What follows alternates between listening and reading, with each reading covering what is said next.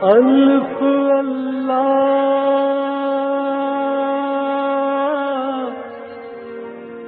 چمبے دی بوٹی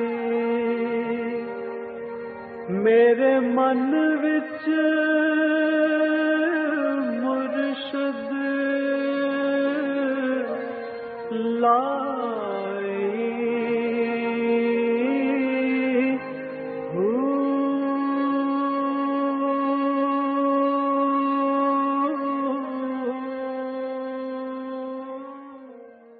بسم اللہ الرحمن الرحیم۔ السلام علیکم پریہ عمل مرشد، اور میں ہوں منور عتیق۔ ناظرین محترم، آپ کے سوالات ہیں اور رہنمائی کے لیے ہمارے ساتھ موجود ہیں ہمارے بہت ہی محترم جناب حضرت امیر محمد اکرم موان صاحب۔ آپ سلسلہ نقشبندیہ اویسیہ کے شیخ ہیں، مترجم قرآن ہیں، مفکر قرآن ہیں، شاعر ہیں، ادیب ہیں، بہت سے حوالے ہیں آپ کے تعارف کے۔ حضرت جی بہت شکریہ، آپ نے وقت دیا۔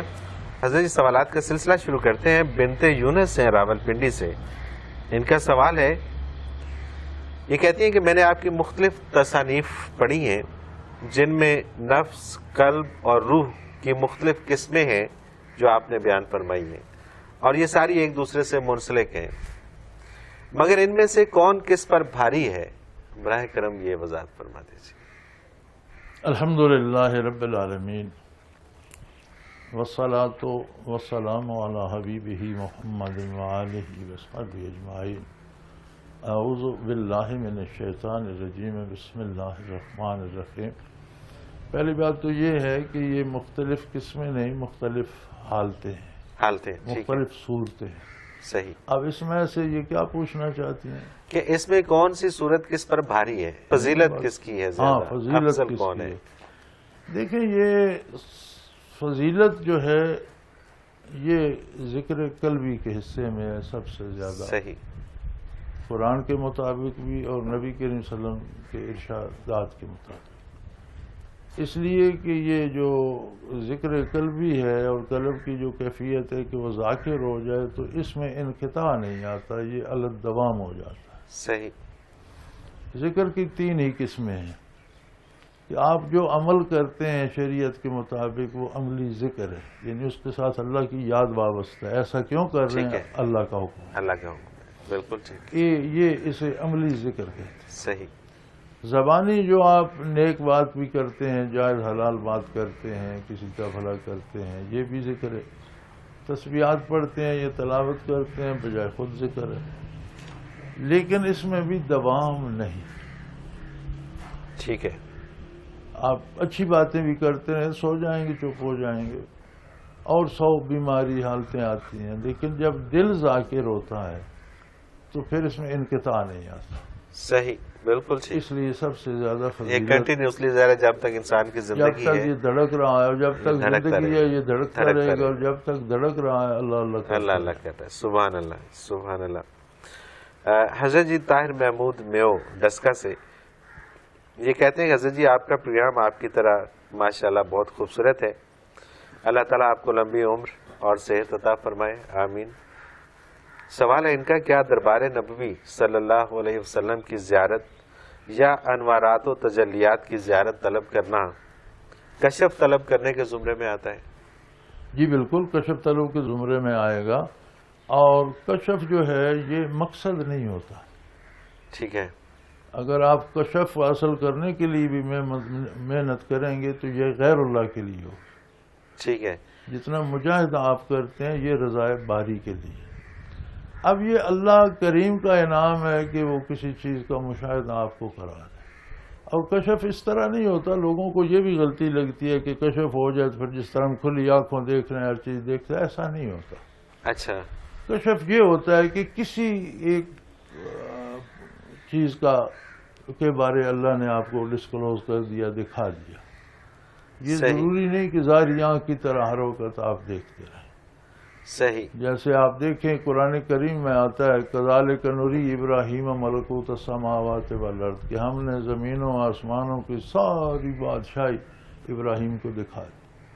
ایک لمحہ وہ تھا، بالکل صحیح۔ دوسرے لمحے وہی ابراہیم تھے، انہیں حکم ہوا کہ بیٹے کو ذبح کریں، خواب میں حکم ہوا، خواب دیکھا تو انہیں پتہ نہیں تھا کہ بیٹا ذبح نہیں ہوگا، دمبا ذبح ہوگا۔ ہاں کیا بات، یعنی یہ بالکل کشف صحیح، نہیں یہ نہیں ہوا. اگر یہ ہو جاتا اور انہیں پتا ہوتا کہ یہ تو ڈرامہ ہی ہے ضبط دمبے ہونا، تو پھر کسی کو بھی کو کر سکتا ہے. بالکل صحیح بات، بالکل صحیح بات. یعنی پھر تو اس کی اہمیت ہی ختم ہو جاتی. ختم ہو گئی. تو انہوں نے تو ذبح بیٹے کو کیا، آنکھ کھولی تو دمبا کٹا پڑا. بالکل ٹھیک. تو اب اس وقت انہیں یہ نہیں بتایا گیا. صحیح. یعقوب علیہ السلام کو یہ بتا دیا یوسف علیہ السلام کی خواب نے کہ انہیں اقتدار بھی ملے گا اور یہ نبی بھی ہوں گے اور یہ سارا کچھ ہوگا، لیکن وہ گم ہو گئے. اب انہیں یہ یقین تھا کہ وہ مشاہدہ صحیح ہے، کب ہوگا کیسے ہوگا اس میں تو وہ 23 برس تڑپتے رہے. صحیح، بالکل صحیح. اور جب بھائیوں کی ملاقات یوسف علیہ السلام سے ہوئی تو انہوں نے کہا یہ میری قمیص لے جو میرے والد کے چہرے پہ ڈالو، ان کی بینائی درست ہو جائے گی. جب وہ قافلہ وہاں سے نکلا جس کے ساتھ وہ بندہ قمیض لا رہا تھا تو انہوں نے کہا انی لاجد ریح یوسف، آج مجھے یوسف کی خوشبو آ رہی. صحیح. یہ کنعان میں تھے، وہ مصر سے سے نکلا چلا. تو انہوں نے کہا یوسف کی خوشبو آ رہی. یہاں تو کشف ہو گیا. تو بالکل وہاں صحیح. بڑا خوبصورت روایی کہی ہے مولانا نے کہ کسے پرسید آں گم کردہ فرزند، اے روشن گوہر پیر خرد مند، ز مصرش بوئے پیراہن شمیدی، چرادر چاہے کنانش ندی. کیا بات ہے کہ آپ نے کنویں میں تو پتہ نہیں چلا. مصر سے خوشبو سونگ لی ہاں. اور اسی آپ کے گاؤں کے کنویں میں پڑا رہا، آپ کو اللہ سمجھ نہ آئی. اکبر، تو اللہ انہوں نے اکبر. فرمایا کہ آوال ما برکے جہانس دمیں پیدا دمیں دیگر نہانس، کہ ہمارا حال جیسے بجلی چمکتی ہے دنیا کو روشن کر دیتی ہے، دوسرے لمحے تاریکی چھا تاریکی چھا جاتی جاتی ہے. ہمارا حال یہ یہ ہوتا ہوتا ہے. ہے. بالکل گہے صحیح. بر تار میں اعلیٰ نشین ہے، کبھی ہم عرش اولا کو دیکھ رہے ہو.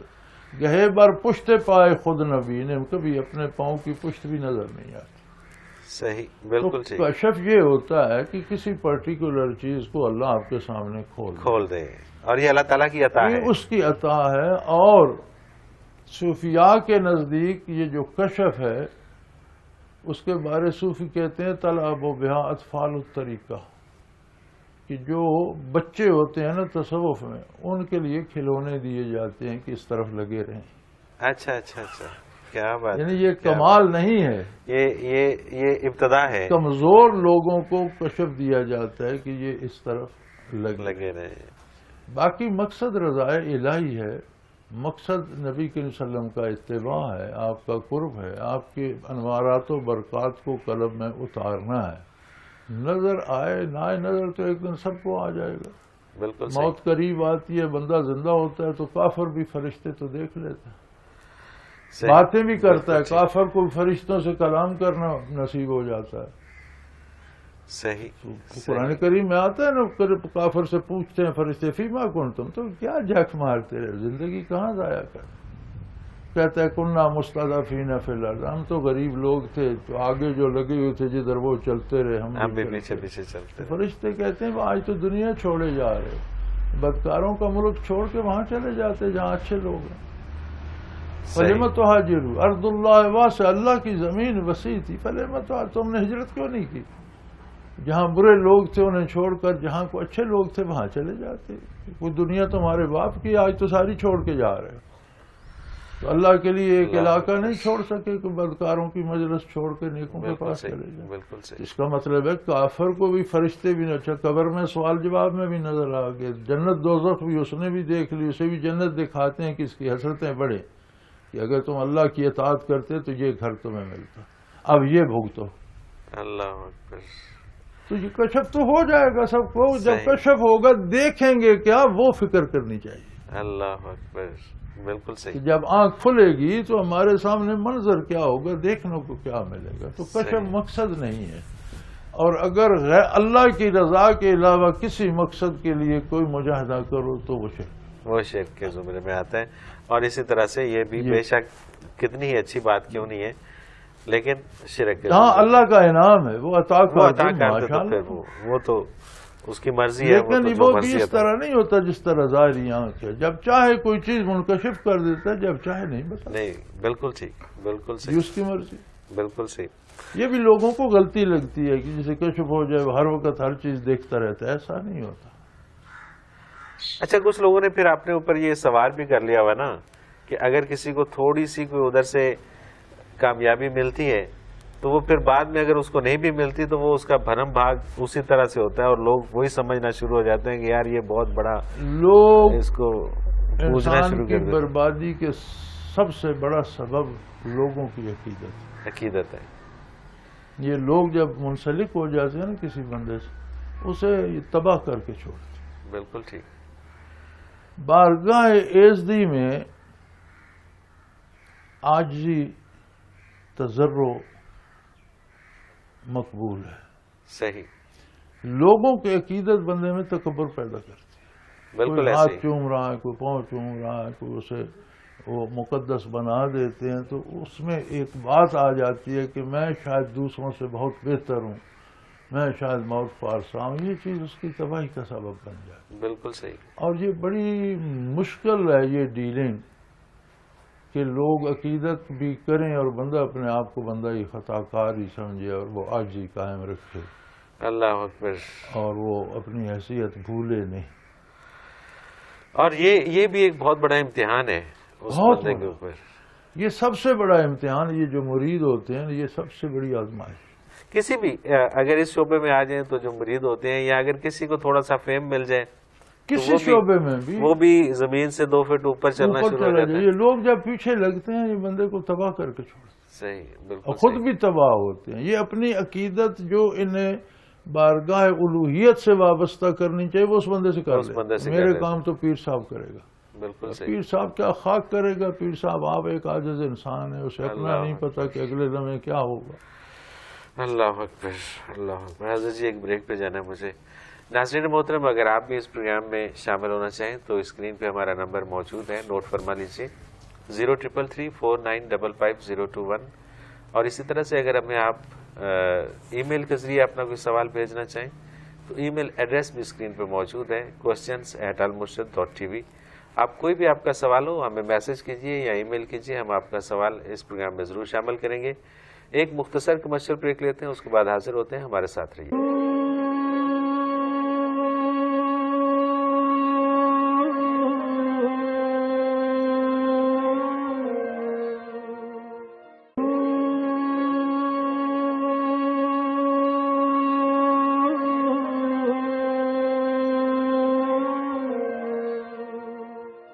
پروگرام میں ایک بار پھر خوش آمدید ناظرین محترم۔ آپ کے سوالات اور رہنمائی کے لیے ہمارے ساتھ موجود ہمارے بہت ہی محترم جناب حضرت امیر محمد اکرم اوان صاحب۔ حضرت جی اگلا سوال شامل کرتے ہیں، آفتاب احمد ہیں توسا شریف سے۔ یہ کہتے ہیں حضرت جی کیا انسان اور جن کا نکاح ہو سکتا ہے؟ بچے بھی پیدا ہو سکتے ہیں؟ اور اگر جن مرد ہو اور عورت سے شادی کرے تو بچے کیا ہوں گے؟ الحمدللہ رب العالمین والصلاة والسلام علی حبیبہ محمد وآلہ وصحبہ اجمعین۔ اعوذ باللہ من الشیطان الرجیم، بسم اللہ الرحمن الرحیم۔ یہ سوال میرا خیال ایک دفعہ پہلے میں بیان کر چکا ہوں، شاید آپ کو صحیح، وہ بہت پہلے کی بات ہے، بہت پہلے کی جی بات ہے۔ یہ شروع میں یہی تھا، یہ اس سے ملتا جلتا مفہوم ایک ہی ہے دونوں سوالوں کا۔ مفہوم ایک۔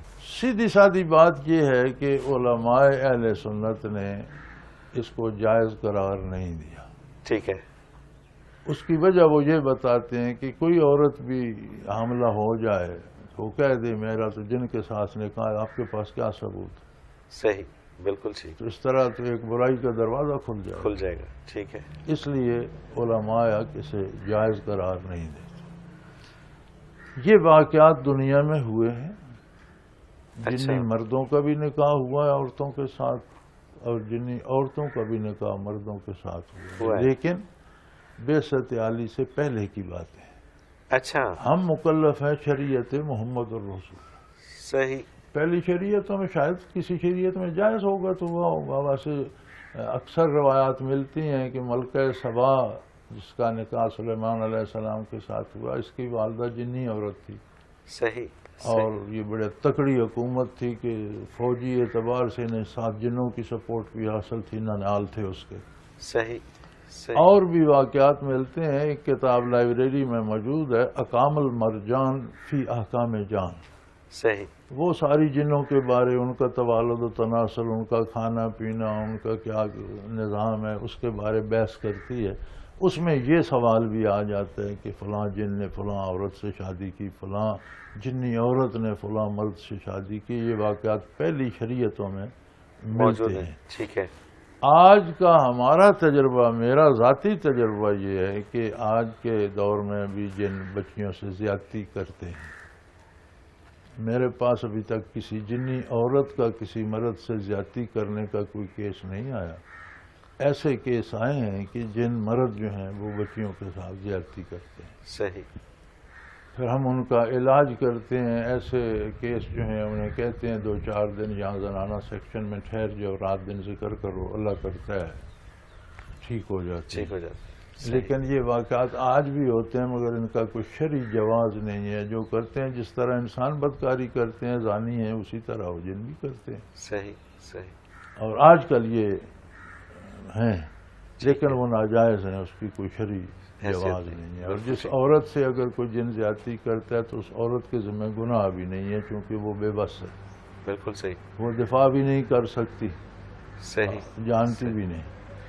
صحیح. وہ بے بس ہے، اس گناہ کا ذمہ دار وہ جن ہے. لیکن آج تک تو میں نے کسی کو حاملہ ہوتے یا بچہ ہوتے نہیں دیکھا. صحیح ہے. متعدد کیس آئے ہیں ایسے، ٹھیک ہے. اور اللہ کا شکر ہے وہ ٹھیک بھی ہو گئے ہیں. لیکن کسی کو حاملہ ہوتے یا بچہ ہوتے نہیں دیکھا. میں نہیں جانتا کہ اس کی کیا مسئلہ ہے. صحیح. صحیح. بالکل صحیح. اور یہ بالکل سوال ہی پیدا نہیں ہوتا کہ آج کی اس شریعت میں، شریعت اسلامیہ میں اس کا کوئی جواز اس کا کوئی جواز نہیں ہے. بالکل ٹھیک بات ہے. اس کی وجہ یہی علماء لکھتے ہیں کہ کوئی بھی عورت ظاہر ہے وہ ناجائز حاملہ ہو جائے، وہ کہہ جائے میری تو جن کے ساتھ شادی، آپ کے پاس کیا ثبوت ہے؟ بالکل صحیح. اس لیے اس کا کوئی اور ایک خرابی چل پڑے گی. حضرت جی اگلا سوال ہے، سرور ہیں لاہور سے. یہ کہتے ہیں مسلک اور فرقہ میں کیا فرق ہے؟ بڑا فرق ہے. بڑا فرق ہے. بڑا فرق ہے. اچھا. مسلک آپ کا ایک اندر کا اندرونی معاملہ ہے کہ آپ کیا عقیدت اللہ سے، توقعات کیسی رکھتے ہیں. اچھا. آپ نبی کریم صلی اللہ علیہ وسلم سے کیا توقعات رکھتے ہیں، آپ اپنے دین سے کیا توقعات رکھتے ہیں، یہ آپ کا مسئلہ ہے. ٹھیک ہے. فرقہ ہوتی ہے دھڑ بازی. اچھا. کہ ٹھیک ہے یہ غلط ہے، میں اس بندے کے ساتھ ہوں. اچھا. اچھا. یہ فرقہ ہوتا ہے. مطلب بغیر سوچے سمجھے. نہیں، سوچ سمجھ کے بھی. اچھا. لیکن وہ اس کے ساتھ پکا چمٹ جاتا ہے نا کہ وہ مخالف دلیل سننا ہی نہیں چاہتا، سنتا ہے تو رد کر دے، میں نہیں، میں اسی کے ساتھ ہوں. صحیح. صحیح. یہ ہوتا ہے فرقہ. فرقہ ہوتا ہے دھڑ بندی. ٹھیک ہے. مسلک ہوتا ہے ہر بندے کا اپنا ایک ذاتی تعلق ہے اللہ کے. بالکل ٹھیک. ہم سارے اہل سنت بھی ہیں، ہم سارے ایک راستے پہ گامزن ہیں، ہماری فقہ بھی ایک ہے. اس کے باوجود ہر بندے کا ایک ذاتی تعلق اللہ سے، وہ اس کا ذاتی ہے، دوسرا اس میں شریک نہیں. بالکل ٹھیک. اور ہر بندے کا ہے. صحیح. بالکل صحیح. وہ اس کا مسلک ہے. بالکل صحیح. صحیح.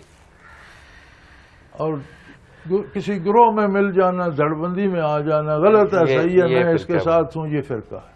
ٹھیک ہے. ٹھیک ہے. فرقہ بندی حرام ہے. لا تفرق، فرقے نہ بناؤ. صحیح. مسلک قدرتی ہر بندے کا جدا ہو. اچھا، یہ بڑی عجیب بات ہے. میں بہت سارے علماء اکرام کو دیکھتا ہوں کہ وہ اسٹیج پہ بیٹھ کے یہ آیت پڑھتے ہیں، اس کا ترجمہ کرتے ہیں، اور اس کے بعد پھر وہ کہتے ہیں کہ ہمارا یہ جو فرقہ ہے یہ سب سے بہتر ہے اور یہی سچا ہے. مطلب وہ مجھے یہ سمجھ نہیں ہے. جب فرقہ ہو گیا تو بات تو ختم ہو گئی. دیکھیں اسلام میں فرقہ ہے ہی نہیں. صحیح. مسلک جدا جدا ہو سکتے ہیں، فرقہ الگ نہیں ہے. بالکل ٹھیک ہے. اور اس کا طریقہ یہ ہے کہ قرآن کریم تو ہر ایک نے وہی پکڑا ہوا ہے. بالکل. جو ترجمہ اور تفسیر آپ بیان کر رہے ہیں، کیا یہی ترجمہ صحابہ کرام نے نبی کریم صلی اللہ علیہ وسلم سے سمجھا؟ صحیح. بالکل ٹھیک. نبی کریم صلی اللہ علیہ وسلم نے قرآن بھی دیا، قرآن کے مفاہیم، ساری حدیث جو ہے وہ قرآن کے مفاہیم، تفسیر ہے قرآن کی، ترجمہ ہے قرآن کا.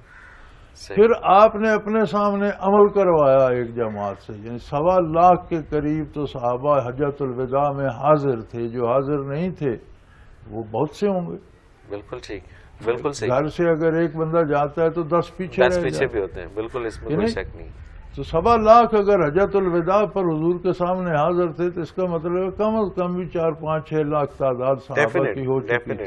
بے شک. ان سب نے حضور کے سامنے عمل کیا. صحیح. قرآن نے سمپل کہا اقیموا الصلاۃ، نماز پڑھو.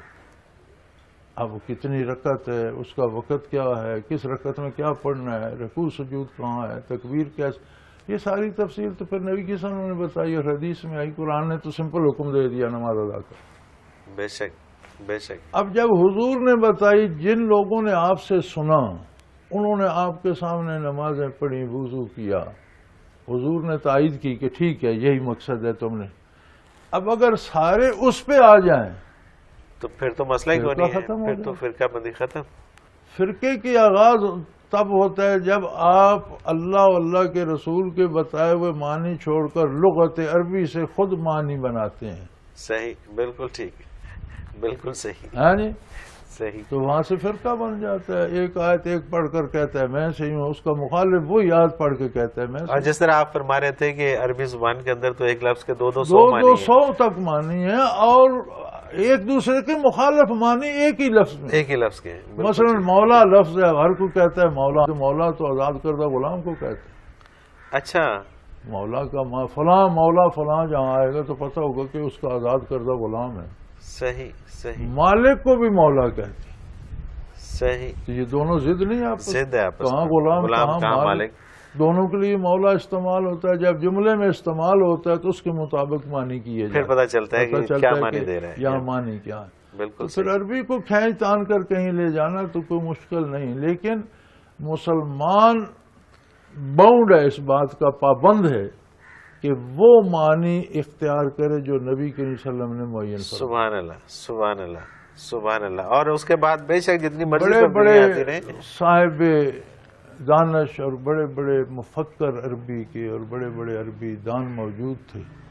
جب کوئی آیت نازل ہوتی سمپل سی آیت ہے، صحیح بات. وَاعْتَصِمُوا بِحَبْلِ اللَّهِ وَلَا بے شک. تَفَرَّقُوا، سادہ سی آیت ہے، سیدھا سامان ہے. حضور جب آیت نازل ہوتی پوچھتے صحابہ سے یہ آیت نازل ہوئی ہے اس کا مطلب سمجھتے ہو؟ کہتے اللہ و رسولہ، اللہ اکبر. اللہ حالانکہ بہتر ان کی جانتا اپنی ہے زبان تھی. یا اس کا رسول بہتر. سبحان اللہ اب سبحان اس کے اللہ. کتنے معنی بن سکتے ہیں، ان میں سے کون معنی مراد ہے، ہم اللہ کیسے اکبر، معین کر اللہ سکتے اکبر. اور جب وہ نہیں معین کر سکے جن کی اپنی زبان اور جن کو دسترس اس زبان کے اوپر، تو آج ہم دعوے کرتے ہیں. کیسے کریں؟ وہ معنی لینا چاہیے جو حضور نے سمجھایا، سبحان صحابہ نے سمجھا، حضور کے سامنے اس پر عمل کر کے اس کی تصدیق بھی کرا دی. تصدیق بھی فرما دی. آج سبحان اگر اللہ. سارے علماء ہر مکتب فکر کے اس پہ آ جائیں تو پھر یہ بات ہی ساری فرقے ختم ہو جاتے ہیں. رہا مسلک کہ کس کا اللہ کے ساتھ کیا کتنا خلوق تعلق ہے، ہے، کتنا تعلق ہے، وہ کیا کرتا ہے،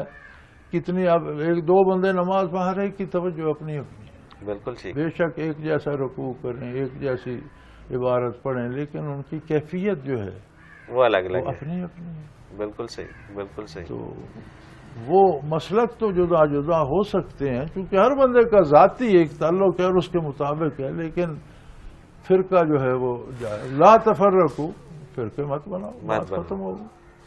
تو اس میں بات پھر وہیں پہ آتی ہے کہ جب وہ نہیں سمجھ پائے جو صحابہ کرام اس وقت ساتھ ہوتے تھے اور جن کی اپنی زبان تھی، وہ جب اسی پہ بلیو کرتے ہیں جو آقا کریم علیہ الصلوۃ والسلام ارشاد فرماتے تھے، تو آج ہم تو اپنا اپنا جو ہے نا الگ الگ اپنا رستہ بنا کے اور اس میں بیٹھے ہوئے.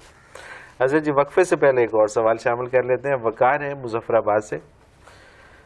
یہ کہتے ہیں حضرت جی میں آپ کا مرید تو نہیں ہوں مگر آپ کی روحانیت کا انتہائی معترف ہوں، تو کیا میں یہ کہہ سکتا ہوں کہ میں آپ کا روحانی طور پر مرید ہوں؟ گزارش یہ ہے جی، مرید کا مفہوم کیا ہے؟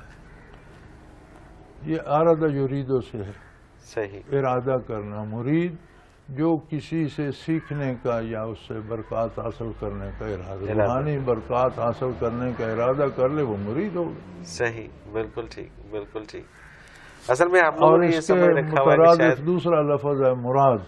صحیح. کسی کے لیے شیخ دعا کرے اور چاہے کہ اللہ اسے برکات نصیب کرے وہ مراد ہو گیا. بعض لوگ ایسے ہوتے ہیں جن کے لیے شیخ کے دل میں بھی آ جاتا ہے کہ یہ ایک بندہ سدھر جاتا تو شاید پورا ملک سدھر جاتا. سبحان اللہ سبحان اللہ. جیسے آج کوئی راحل شریف کے لیے دعا کرے. اللہ اکبر. بے شک بے شک بے شک. تو سیدنا فاروق اعظم رضی اللہ عنہ کے لیے حضور نے دعا فرمائی تھی کہ یا اللہ یہ دو بندوں میں سے ایک مجھے دے دے، یا ابو جہل یا عمر بن الخطاب. وہ بالکل بد نصیب رہا، ان کے حق میں قبول ہو گئی تو سب کہتے ہیں کہ صحابہ میں مراد اکیلے عمر ابن الخطاب میں، باقی سب مرید ہیں. مرید ہے. یعنی انہوں نے خود ارادہ کیا حصول برکات کا، اور انہیں حضور نے یہ مراد ہے، حضور نے مانگے اللہ سے. سبحان اللہ. تو شیخ کے ساتھ بھی اسی طرح کا تعلق ہوتا ہے. آپ مرید ہونا کوئی یہ ضروری تو نہیں کہ آپ مجھ سے ضرور ملیں گے یا میرے کو جوتیاں سیدھی کرتے رہیں گے یا شرینیاں آگے دے دیں گے یا نظر نیاز دیں گے. بالکل صحیح بات ہے. یہ ہے کہ جب آپ نے ارادہ کر لیا کہ اس بندے کی، تو آپ اگر ان اسباق سے جو ہمارے ہیں یا بیانات سے کچھ حاصل کر رہے ہیں، آپ کا فائدہ ہو رہا ہے تو مرید ہو گیا. تو کیا بات ہے، کیا بات ہے. حضرت جی ایک بریک پہ جانے، اتنی خوبصورت گفتگو ہو رہی ہوتی ہے کہ پھر دل تو نہیں چاہتا، لیکن ظاہر ہے مجبور ہیں، وقت کا خیال رکھنا پڑتا ہے. ناظرین محترم، اگر آپ بھی اس پروگرام میں شامل ہونا چاہیں تو اسکرین پہ ہمارا نمبر موجود ہے، نوٹ فرما لیجیے 0333495521. اور اسی طرح سے اگر ہمیں آپ میل کرنا چاہیں تو ای میل ایڈریس بھی اسکرین پہ موجود ہے، questions@almurshid.tv. اس پہ ہمیں کوئی بھی آپ کا سوال ہو ای میل کیجیے یا میسج کیجیے، ہم آپ کا سوال ضرور اس پروگرام میں شامل کریں گے اور حضرت جی سے رہنمائی لیں گے. اس کے ساتھ ہی ایک مختصر کمرشل بریک، اس کے بعد حاضر ہوتے ہیں. ہمارے ساتھ رہیے گا.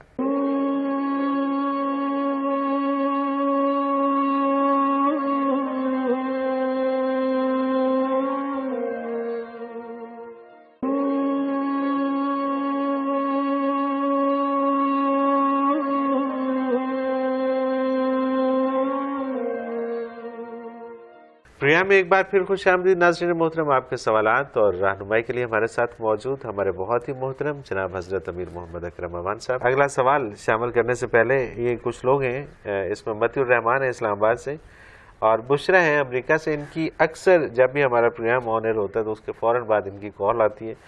ان کے کچھ مسئلے مسائل ہیں، تو ان کے لیے دونوں کے لیے دعا کر دیجیے کہ اللہ تعالیٰ ان کے لیے آسانیاں پیدا کرے. آمین. حضرت جی ایک اور سوال ہے، انہوں نے اپنا نام نہیں لکھا. یہ کہتے ہیں کہ معراج النبی کے موقع پر حضور نبی اکرم صلی اللہ علیہ وسلم کی ملاقات رب العزت سے بالمشافہ ہوئی یا دور سے ہوئی؟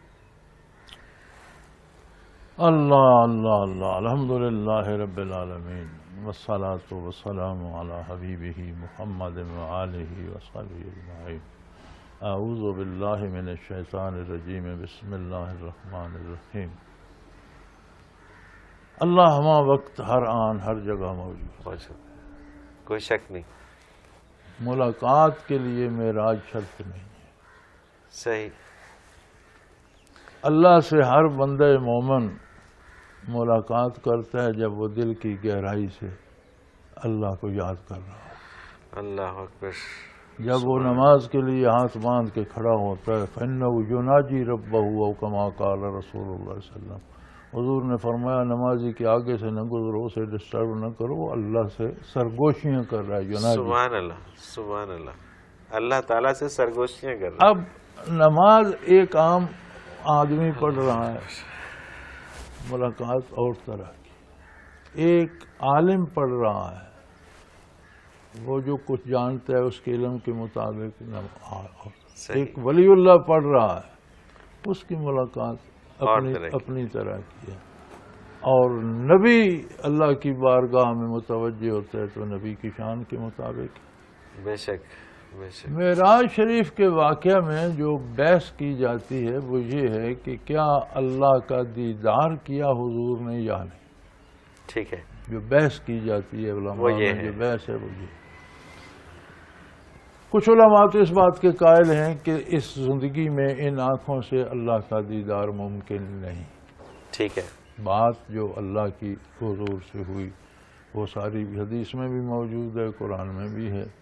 اور جنت و دوزخ کا ملاحظہ کرایا گیا، آسمانوں کا، عرش اللہ کا، سارا بیت المعمور کا، وہ سب اس کے سب قائل ہیں. ٹھیک ہے.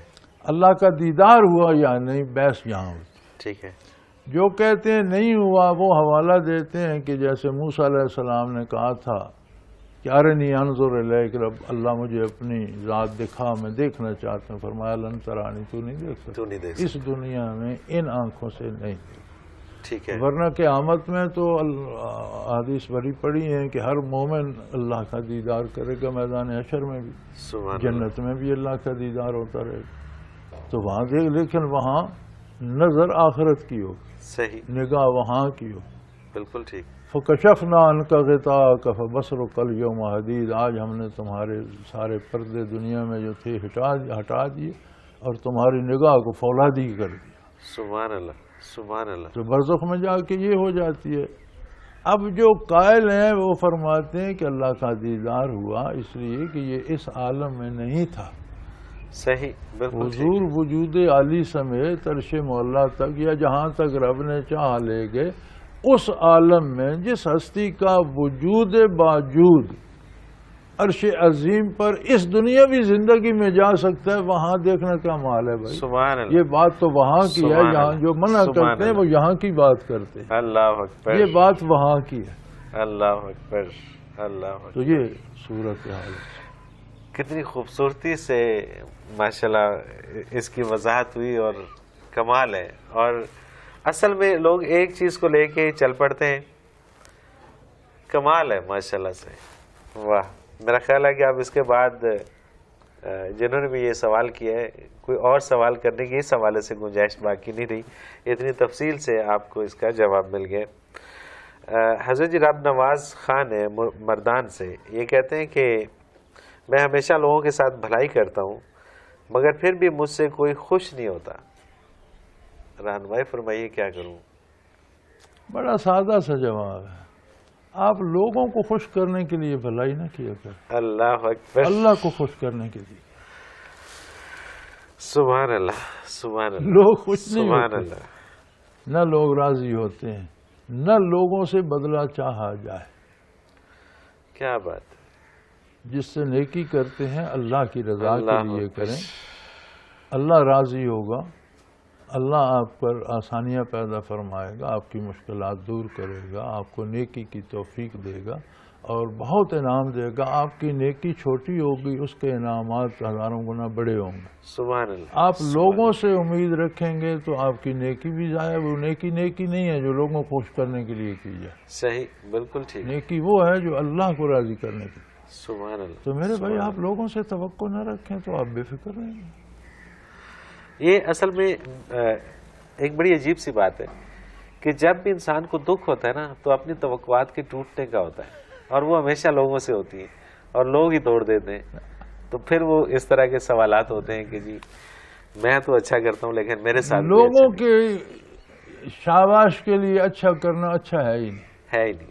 وہ نیکی نہیں ہے جو غیر اللہ کی خوشی کے لیے کی جائے. اور حضرت جی میں بار بار یہ پروگرامز کے اندر بھی مجھ سے رہا نہیں جاتا آپ کی یہ جو بات کہ اگر اسی بات پہ عمل کر لیا جائے تو کتنے مسائل ہمارے آٹومیٹکلی حل ہو جاتے ہیں. کہ اگر ہم اپنی زندگی کو اس کی خوش نودی کے لیے جس نے ہمیں پیدا کیا. ہمارے ساتھی ذاکر تھے اور وہ منسٹر تھے غالباً جنگلات کے سرحد میں, اس وقت سرحد ہوتا تھا, اب تو کچھ خیبر پختونخوا وغیرہ, اس وقت سرحد ہوتا. وہ بڑا وقت نکال کر میرے پاس آئے اور رات لے کر آئے, نائٹ سٹے کے لیے آئے کہ رش ہوتا ہے تو وہی رات کو بات کروں گا فارغ ہو. ٹھیک ہے جی, ہاں جی فرمائیں کیا تکلیف.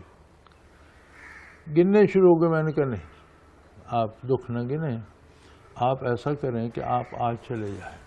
اچھا. گھر جا کر آپ ایک لسٹ بنائیں کہ آپ کے ذاتی مسائل کیا ہیں. صحیح. جو آپ نے لوگوں کے گھیر رکھے ہیں, فلاں نے یہ کہا, فلاں نے یہ کر دیا, فلاں چیف منسٹر نے یہ, فلاں نے, وہ سارے چھوڑ دیں. جو براہ راست آپ کی ذات سے متعلق ہیں وہ مسائل لسٹ میں پھر میرے پاس آ جائیں, ان کا اقوال نکالیں. ٹھیک ہے. وہ پھر آئے, وہ کہنے لگے جی میرا تو مسئلہ ہی کوئی نہیں. میں نے تو کچھ رشتہ داروں کے, کچھ دوستوں کے, کچھ سرکار کے, کوئی حکومت کے, کچھ چیف منسٹر کے خود پہ سوار کر کے میرا تو کوئی مسئلہ ہی نہیں. تو میں نے کہا پھر اللہ کرو, اللہ سے دعا کرو اور let the people face there problems. لوگوں کو ان کے اپنے مسائل سے نبٹنے دو, تم لوگوں کے مسائل سے نبٹنا چھوڑ دو. وہ کہتے ہیں زندگی آسان ہوگی. اور یہ میرا کتنی تو کوئی مسئلہ ہی نہیں، تنخواہ بڑی اچھی ملتی ہے، بنگلہ سرکاری ہے، گاڑی سرکاری ہے، بچے اچھے اسکولوں میں پڑھ رہے ہیں، صحت ٹھیک ہے، مجھے کیا مسئلہ ہے بھائی؟ سبحان اللہ سبحان اللہ، اس میں کوئی شک نہیں ہے. تو ہم اگر لوگوں کے مسائل خود پہ سوار نہ کریں تو ہمارے اپنے کوئی مسائل نہیں ہے. اور پھر وہی بات ہے کہ اگر ہم ہر ایک قدم جو اٹھاتے ہیں وہ اس کی خوشنودی کے لیے اٹھائیں تو پھر ہمارا کیا مسئلہ ہے؟ پھر تو جو ہے وہ اس کے وہ جانے اور اس کے مسئلے. اللہ آسانیاں پیدا کر دیتا ہے جی، ایسے ایسے کام از خود ہو جاتے ہیں جن کے لیے برسوں محنت کریں تو نہیں ہوتے.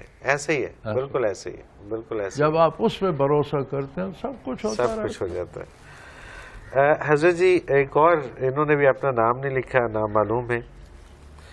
ناظرین اگر آپ کوئی بھی سوال بھیجیں تو کم از کم اپنا نام کوئی بات نہیں جی، ہماری بحث سوال سے ہے، کوئی نہیں. پھر بھی وہ ہوتا ہے، یہ کہتے ہیں جی کہ ہم نماز بھی پڑھتے ہیں، ذکر بھی کرتے ہیں، لیکن اس کے باوجود کسی سے میل ملاقات رکھنے کو جی نہیں چاہتا، اور اگر کوئی دوست بن بھی جائے تو بہت جلد اس سے دل اکتا جاتا ہے، بدزن ہو جاتے ہیں. کیا کیا جائے؟